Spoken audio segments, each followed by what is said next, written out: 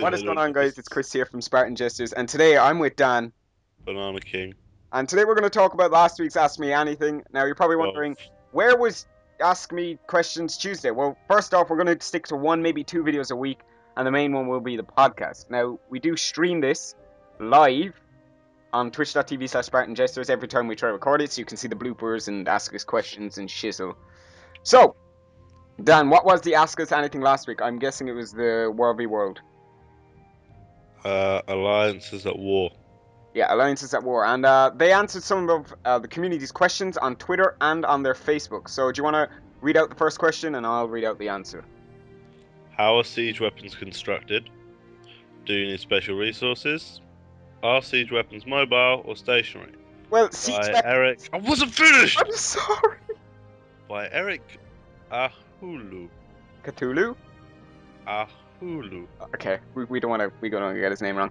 Siege weapons can be obtained and constructed by anyone that has alliance points to purchase them. So that's kind of the Rich people. Rich people, yeah. The rich people of Elder Scrolls Online, they can buy that for you. So the poor people, you're not going to be able to play. You won't need any other resources to buy them and deploy them all on your own. As for mobility, rams are mobile, and ballistas, catapults, and trebuchets can be picked up and deployed, so they can be packed up. No one is that strong. No, it's gonna. You know what? I'm just gonna pick up this trebuchet and just walk up here. You know. All right, they're gonna be packed up so they can be repositioned. So I'm guessing you can like construct it and dismantle it. What's the opposite of dismantle? Mantle. Construct. Yeah, but construct and no, whatever. Deconstruct. Basically, let's talk about that. Shut up. Basically, you can. So what they're saying is you can. It's kind of like Guild Wars. You need silver, which to purchase the blueprints. And oh wait, no, it's not like Guild Wars. No, it's basically if you're pooning noobs with your sword, you can get enough points to poon noobs with massive cannons and stuff. Yeah, so if you need to break down a door, what you can do is you can go poon a load of people, come back, build a massive trebuchet, and just be like, I'm coming in. Don't stop me. You can take them from the rear. Or from the forward side. So Dan, do you reckon that this will actually, you know, have a major effect in the PvP aspect? Say if you're a bad PvPer and you can't purchase them, do you reckon they'll find some way around that so you can get the equal amount of alliance points? No. I don't know. I think it might be too easy at first to get them, and there might just be loads of people running around with like trebuchets, and it would just... I can just picture it now, just like someone will find a glitch where you can just pick up a ram and just run around with it. It's like, yeah, I'm not sure how it's gonna work, because if one man can solo and just go get a trebuchet, what's to stop 100 doing it? Yeah, I suppose they can equal it out. Like, we do know that healers will be equally rewarded as damage people, so maybe they'll reward... Yeah, but that just means more trebuchets. Yeah, but maybe they'll balance it out. I don't know. We don't know as of yet. So the next question is by... Well, hopefully... Sorry. I mean, hopefully they'll just make it really hard to get them, so there'll only be a few, and then people will be like, oh, I'll buy it this time, and then I can save up for next time if we need another one or whatever. Yeah. Like, I'll buy a battering ram, and then for the next siege, you can buy a catapult. Yeah, I hope they're quite rare. They're not going to be things that are just going to be... Although the thought of a full-scale, massive explosion battle with catapults and rams... I suppose maybe if they're not that strong, then it doesn't matter how many of them there are, so I suppose that's one way of balancing. Well, no, I mean, like, obviously, if loads of people can get them, you don't want them doing much damage, so maybe... Yeah. Like a battering ram won't do much damage to people, but it will do damage to doors. Yeah, but obviously I think battering rams should be worth, or cost a lot more, because you only really use one of them, whereas trebuchets probably worth a lot less, but obviously they're not going to do as much damage to a door or wall as a ram would. Oh, okay. So the next question is also by Eric. Dude, I'm just going to call you Eric, I'm sorry. He says, a group of 4 people is rather small force in PvP, with major PvP guilds having 20 plus players online simultaneously. Will there be an alternative group size? So the answer to that, Dan? It's just, yes, there will be groups larger than the size of 4. We'll have more details about this later. So I don't know if they've said something, but I don't know why they're specifically talking about a group of 4 because obviously it's um alliance versus alliance, so it's more going to be like 4,000 versus 4,000. Yeah, well, we don't know the exact number. I know, but it's a large scale attack. I don't know why they're. Yes, because didn't they say there's going to be no actual servers? It's going to be one giant server. Yeah, it's a mega server, so I'm Possibility of having 4,000 versus 4,000 versus 4,000 is possible. yeah, I'm just maybe we've missed an article somewhere, but they seem to have the impression that there's gonna be some sort of group of 4. Yeah. Maybe But your party size can only be maximum of 4. yeah, I don't know.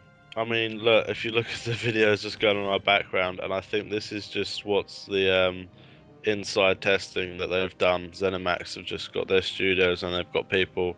You can clearly see there's like 50 odd people on each side. Yeah, even 50 versus 50 is a huge scale for an online multiplayer game.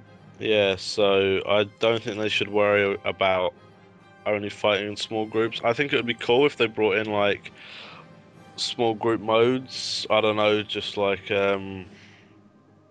I don't know, something like that. I mean, I'd love to see arenas like they had in Oblivion because they were so cool, but obviously against other people. Yeah, But or I was saying in another video that you could even have them against creatures and have some sort of ranking system against that. That would be quite cool. yeah, that could be quite cool. I mean, I'd love to do that. I mean, that's it really frustrated me when I completed it in Oblivion. But Yeah, you were like, yeah, oh, what to do now? Oh, let's do yeah. the mages guild. Right. Well, anyway, Next moving on. question. Next one.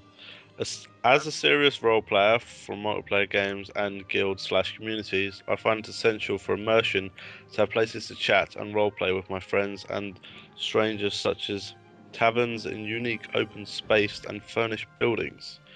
Will there be open space buildings in the major cities and outside them? By Ryan Horton. They said that there will be taverns in the game and many players and many places for large gatherings of people. So let's give an example. In WoW, there's Stormwind and Orgrimmar. They're the two main places, and everyone always hangs around outside the auction house or inside of it. So I'm guessing is he saying like, will there be places where you can go chat to people, meet new friends, maybe where there's a massive trading center. I think really this just comes down to having like a flushed out city that feels like there's all the buildings, there's all the interiors. So yeah, I mean, it'd be nice to see this. Even though I'm not a role player, it's nice to see when they put in the effort to make you feel like you're in a real city.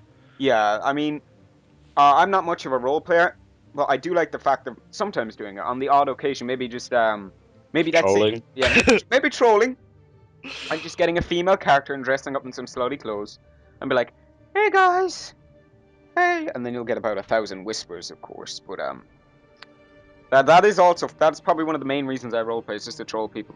Have you actually ever roleplayed? Um, Like, Only to tell people to shove something up their rear end in a rather hysterical and old-fashioned way. okay then. So the next question is by Eric Dewey. It has been mentioned multiple times that players can invade areas surrounding enemy keeps in order to starve, Starve, starve them fam. of resources. What kind of resources are these, and how will they affect the gameplay? See, I was actually really interested in this myself. I'm surprised I didn't write in this. But basically, there's 3 resources around the keep. There's the lumber mills, the farms, and the mines. Fuel is an upgrade process, so obviously, once you get the keep, you'll get these to upgrade them, and lumber mills will help keep the doors stronger and allow you to repair them automatically. So I imagine there's a way to do it manually as well.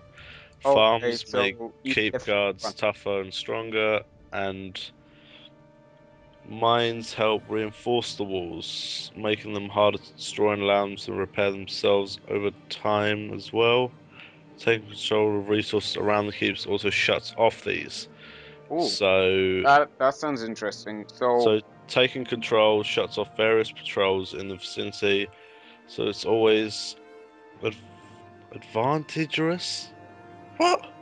that a word? Advantageous Ad- to take resources. advantageous. I don't know. It's not a. Oh, advantageous, yeah, to take resources before laying siege to the keep. So, obviously, if you're playing right, you're going to go and take those first. But Yeah. then again, if I'm in a keep and I see, wait, why have my walls just suddenly got weaker?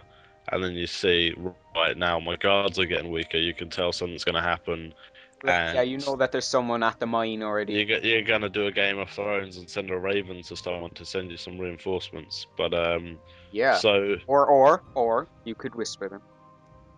yeah, or that. But that's not. That's just. Ugh, who does that? But yeah, so obviously, if you're planning on taking it, you might want to do one and then kind of just zerg it, or take all three at once. I mean, it's going to be The interesting to see fact I don't tax. think, seeing as there's three alliances, it would be very. I'm guessing like one side will start with like will be closest to one will be closest to the other, and another be Yeah, I because imagine, the fact but is it would be very unfair if one alliance got all three because then that means your alliance will be basically kicking ass. well, by the sounds of it, there's three starting zones, which are safe zones as well. And then you kind of go from there. So I imagine no one will have any towns at the start, no one will have anything, and then yeah, we'll go from there. But what I think you're forgetting is you think there's one farm, one mine, and one. What's the other one? Sorry. Lumber mill. No, And no, one no. lumber mill. I There's mean, one for each town. So oh, I know. But what I meant is, would the mines be closer for the Aldemary Dominion than they are with the Daggerfall Covenant? well, there's not just one town, so it's gonna be lots of towns, like all the towns in all of Oblivion. Like if you remember going through playing Oblivion, how many towns you found? There's going to be Yeah. a lumber mill, a mine, and why do I keep forgetting what the other one is? Uh, And a farm Perhaps. for each one of those, but obviously close by. So you're going to have to like once you do take a keep, you're going to be right. Should we put our people in those resources? And then obviously it's going to be hard for them to get the keep anyways. Yeah, yeah, it'll be. Or do we just stay in the keep and hope they don't take it? Yeah, they could be. Like you could send 10 people to the keep to defend it, and then you could send 10 others out to gather Yeah, resources. exactly. I read somewhere it's like 4 or 5 to keep a town they recommend, and like 8 to 10 in the keep. So Yeah. obviously, once you're in a town with guards, you'll need less men to defend it than they would to take it. Yeah. But So the next question is by Eric. do Yeah. we again? They seem to like They coming back mention to the same everyone people. twice. The biggest in. You read the question. The biggest incentives for capturing and holding keeps are the benefits and perks that players will receive from ownership of that territory. You can elaborate at this time what these will be. Can you elaborate? Yeah. They said while we aren't ready to reveal the specifics yet, you and your alliance will receive benefits as long as you hold your alliance as long as your alliance retains ownership of the territory. So I do apologize for that mess up. So basically, what they're saying is, are you gonna get any buffs for holding it? Yes. I You are. imagine They're you not would. telling us what, but I like to think you would get them for like defending them. Yeah, Obviously, I think if the fact that you had more than the others, you'd get it in the whole of Alliance v Alliance might be a bit overpowering because then the more you have, the easier it is to get more. So I can imagine that becoming. yeah. Like I'm guessing the mines. This is just speculation. The mines would probably give you some sort of stamina buff because it increases your walls. No, I think it's to do with the actual the amount of keeps you keep, so to keep. So I if you mean keep the speak. keep, so to keep. If you speak about the keep, you could keep the keep. Yeah, if you keep the keep, then you have more buffs to help you keep the keep, so you can get more keeps to keep. Oh, okay, that makes a lot of more sense. Yeah, exactly. So, Kevin Kent said, "Will there be PvP ranking system? If so, will it grant titles, gear, skills, or additional stats?" Yeah, we've already heard about this, but the answer here is yes, there will be a ranking system. You can earn alliance ranks, which grant titles and let you purchase weapons and armor, which is good to hear. I imagine there's going to be PvP weapons and armor. Yeah, What I am interested to know is you get leveled up stats wise, you don't get actual leveled up. So will the armor just be like almost like heirlooms in World of Warcraft? Will it go up with you? Because otherwise, I can imagine no one will want to buy armor at low levels. yeah. Like you wouldn't want And then I can imagine it. being like slightly OP if you could have like, because they like put you up by a certain percentage. If at like level 10 you had the best level 10 gear, it might be better than having like the first tier level 50. Yeah, you could So you would have yeah. some sort of advantage and then some sort of And then it says here there's also PvP skill lines that you can get new abilities from. We will have more details on that later. So that actually sounds like you could spec into some sort of way that stuns would affect you more, or I that would be one of the guess main things that you'd have to have for a PvP spec. I Due to the guess it'll all be like abilities saying, oh, you can do this, but only to like humanoids or something. So it's gonna be like, or maybe it'll only work in PvP. yeah. So I imagine they'll all be obviously PvP related a lot more than any of your other abilities. Yeah, precisely. Um, I'd hope they're not all going to be stuns. I don't know what they might be. They might have some cool things to like to do with like taking down walls. You might be Yeah, have like increase your trebuchet damage by yeah, certain. passive specialists in like things like that, or like planting bombs or something. Yeah, that would be actually quite interesting. As we explained in the last one, was it the sorcerer can put down Yeah, mines, and let's say those mines would do extra damages against reinforced swords. yeah. So something like that would be quite cool. But obviously everyone's going to have this skill line, so probably not class specific, but there will be something like that. It'll be cool. Maybe like banners or stuff like that. I'm Yeah, trying that does to think. sound actually quite amazing. If we did get those banners, like you could put them down and it increases everyone's attack power, Yeah, that would be attack cool. points. That would be actually amazing. Obviously with quite big cooldowns, but yeah. Yeah, of course, because you don't want like everyone throwing them down, one person throwing it down, then another, then another, then another. Hopefully they might have to make it like a time warp like in Modern Warcraft where if you use it there's a debuff, Yeah, you so you get some can't sort just of use it debuff. again. Precisely, Because then precisely. if there's that many people in the world, it doesn't matter how big the cooldown is. Yeah. So Mika Hood says, "Will I be able to level from 10 to 15 in Cyrodiil at a compatible pace to someone who is doing it in PvE?" So they're saying, can you level in PvE the same way you can in PvP? Before you read this, I'm just going to say it out first off. I don't think you'll be able to do that. I think PvE will have so much of an advantage due to the fact you'll have quests and the fact that you will have the mobs. You'll have more creatures to kill than you would players. And then here's my argument, because what you're forgetting is you can quest in PvP. So there will be quests when there's low times in the battles, but what they say is leveling speed in PvP is not as consistent as PvE, which is what you're saying. Yeah. Due to the nature of enemy player population, like I said, there's going to be lulls in the fights. However, there are a lot of activities in the Cyrodiil supplement PvP combat, like questing, like I said, exploring. Oh, so exploring and questing, you can Yeah, actually level and up. then you can encounter players from the enemy alliance throughout Citadel, so there's always Now, potentials for conflicts. so I'm guessing from reading this, you can gain XP from killing people. Yeah, I imagine you gain XP for killing people. There's lots of ways of doing it. I mean, by the sounds of it, you could be walking around near the Cyrodiil and not really be fighting sometimes. Half the times you could You be could be quest. So questing. it's like what was that zone in World of Warcraft where everyone went to do daily quests after the PvP? Tolbarad, Brad, that's it. After but you win it, you can do the quests there. So do you reckon if you control the Imperial City, you gain additional quests for PvP? no, I just think it's gonna be because I remember reading something. There's gonna be like dungeons in there, but the thing is, if you're fighting some massive boss and someone from the other alliance comes in, he can just come over and kill you and finish off the boss and take your reward. So it's gonna be Yeah, it's kind of a one bit interesting mean, thing. kind of a bit. It's Sad. gonna be you're gonna have to keep an eye out on the PvE and PvP side of that area. Yeah, exactly. But Penstrike says here in the chat on the live stream, will Daggerfall be incorporated much, or is there word on it? So I'm um, in the Daggerfall area, yeah, because it's going to be the Daggerfall Covenant, which is one of the main alliances. by the sounds of it, anywhere in Tamriel will be included, if not at launch later on in expansions. So So you'll have everywhere, dude.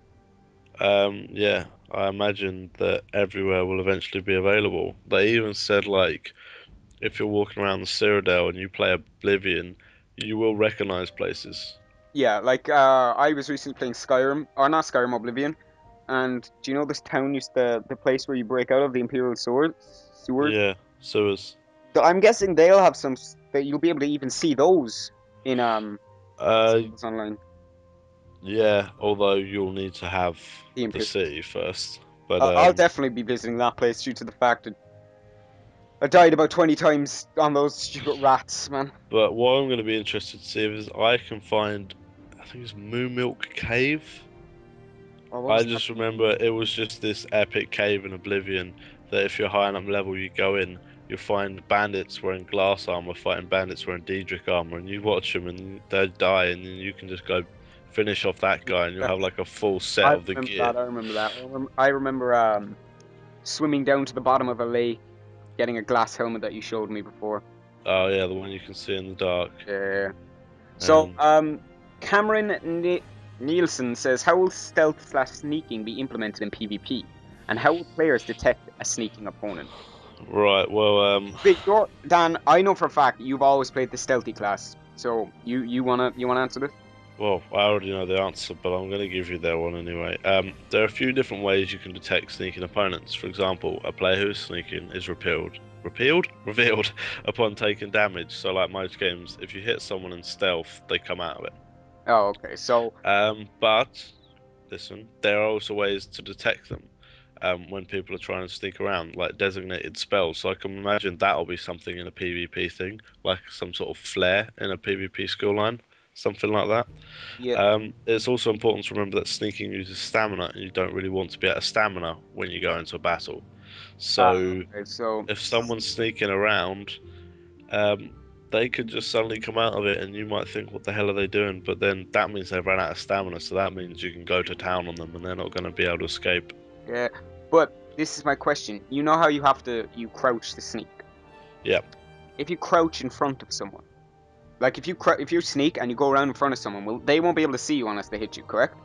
Um, the whole idea is it's similar to Oblivion and Skyrim. When you go into crouch, you'll have the little eye icon, and then when it's shut, uh, you're We'll see you. undetected. Um, but you may not. You'll be able to see yourself, I gather, but you will actually turn invisible to the opponents.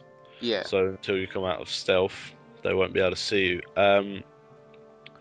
Whether or not it, you might be able to be detected if you walk in front of someone easier. So they might have like see your outline if they've got a keen eye.